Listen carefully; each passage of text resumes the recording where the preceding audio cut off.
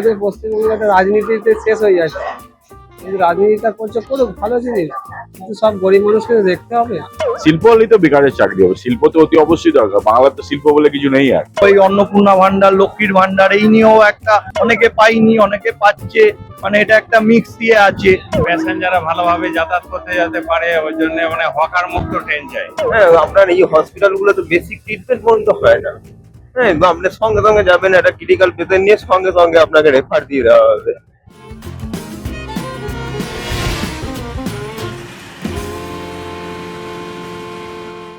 পনেরো বছরের তৃণমূল সরকারের অবসান ঘটিয়ে রাজ্যে ক্ষমতায় এসছে বিজেপি সরকারের প্রথম মুখ্যমন্ত্রী হয়েছেন শুভেন্দু অধিকারী।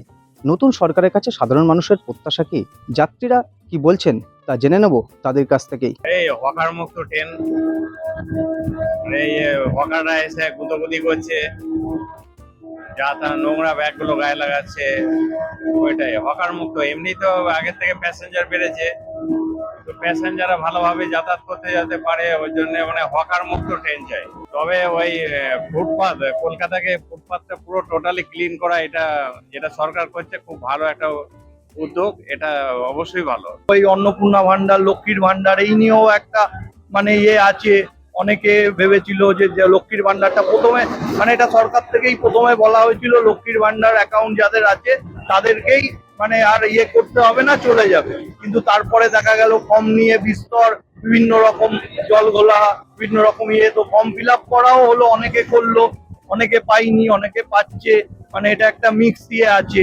সরকারের এক্সপেকটেশন বলতে সেরকম কিছু না, যতটা সম্ভব মানে ডেভেলপমেন্ট হলে সত্যি খুবই একদিক থেকে ভালোই হবে। সেটা তো ওটা তো থাকবেই, কারণ এখন তো যে হারে, এখন তো পাস ফেল তো উঠেই গেছে, পাস ফেল তো এখন উঠেই গেছে।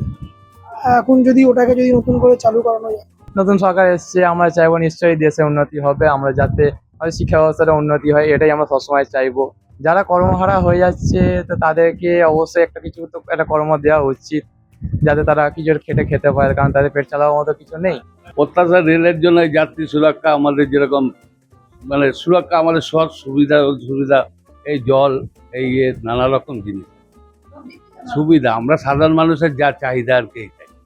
আমাদের তো খুব একটা চাহিদা নেই, আমাদের চাহিদা হচ্ছে এই যে যাতায়াতের, হয়তো রাত 12টা 1টার সময়তে মেয়েরা কাছ থেকে ফিরল, যাতে ভালোভাবে ঘরে ফিরতে পারে, এইসব। হ্যাঁ, নারী নিরাপত্তা, এই সব। আর मैं हरियाणा का हूँ, पर अच्छा बीजेपी सरकार अच्छी है। वहाँ की सरकार वहाँ हमारे यहाँ भी बीजेपी सरकार है, अच्छा है। नगर पालिका वाले सब कुछ करके दे रहे हैं बढ़िया से। सारे नाली जो पहले नहीं बन रही थी, अब सारी नाली वगैरह सब दोबारा बन रही है अच्छा से। थोड़ा टैक्स देते हैं नगर पालिका को, पर काम अच्छा है। यहाँ की सरकार, यहाँ का भी अच्छा है। अभी देख रहा हूँ बहुत चेंजिंग है, पहले 2014 का आया था, लास्ट 2022 में आया था, उसके बाद बहुत चेंज है।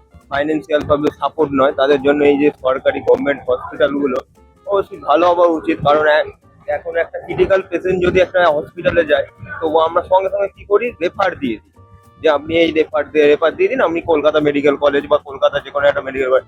এই যে ব্লক ওয়াইজ যে হসপিটাল গুলো আছে, সেই হসপিটাল গুলো যদি আজকে ভালো হতো, তাহলে আজকে এটা হতো না। হ্যাঁ, আপনার এই হসপিটাল গুলো তো বেসিক ট্রিটমেন্ট পর্যন্ত হয় না। হ্যাঁ, আপনি সঙ্গে সঙ্গে যাবেন, একটা ক্রিটিক্যাল পেশেন্ট নিয়ে সঙ্গে সঙ্গে আপনাকে রেফার দিয়ে দেওয়া হবে। এই রেফার গুলো উচিত নয়, এগুলো একটু সরকারের গভর্নমেন্টের দেখা উচিত আমার মনে হয়। হ্যাঁ, ধরুন এখান থেকে যে চুজলো আঞ্চলিক যে আমাদের চুজলো ইমামবাড়া হসপিটাল আছে, তারা যদি রেফার দিয়ে দেয়, তাহলে হচ্ছে কলকাতা হসপিটাল গুলোতে গিয়ে আমরা সিট পাচ্ছি না, বেড পাচ্ছি না। ক্রিটিক্যাল পেশেন্ট গুলো যেগুলো আইসিইউর পেশেন্ট, সেগুলো থেকে যাচ্ছে হসপিটালে, কেউ কোনো বেড পাচ্ছে না। ওখানে আবার দালাল চক্র আছে, সেই দালাল চক্রের মধ্যে যদি যায় তাহলে আরো বেড পাচ্ছে না। এখানে একটা মানে এগুলো গভর্নমেন্টের দেখা উচিত আমার মনে হয়। বেকারদের চাকরি আর যেটা প্রজেক্ট ছিল দিদির, সেইগুলো যদি চালু থাকে, শিল্প হলেই তো বেকারের চাকরি হবে, শিল্প তো অতি অবশ্যই দরকার, বাংলার তো শিল্প বলে কিছু নেই। আর ট্রাফিক অনেকে মানে না, যেমন দেখো রেল গেট করলে যে মেনটেন করার দরকার, সেই মেনটেনটা কিন্তু যারা ড্রাইভিং করে গাড়ি নিয়ে যায় না, আপ ডাউন কভারেজ করে না। এই সকলেরই দোষ আছে, শুধু যে সরকারের দোষ দিয়ে আমরা দোহাই দিয়ে চলে যাবো এটা না, পাবলিকেরও দোষ আছে, সরকারও দোষ আছে। নির্বাচনী ইশতেহারে দেওয়া হয়েছিল 200 ইউনিট করে বিদ্যুৎ ফ্রি, এটা হলে সব সাধারণ মানুষের সুবিধে হয়। তো এখনো অবধি সেটার কোনো তো আমরা কিছু পাইনি, বা এখন অবধি সেটা শোনাও যাচ্ছে না।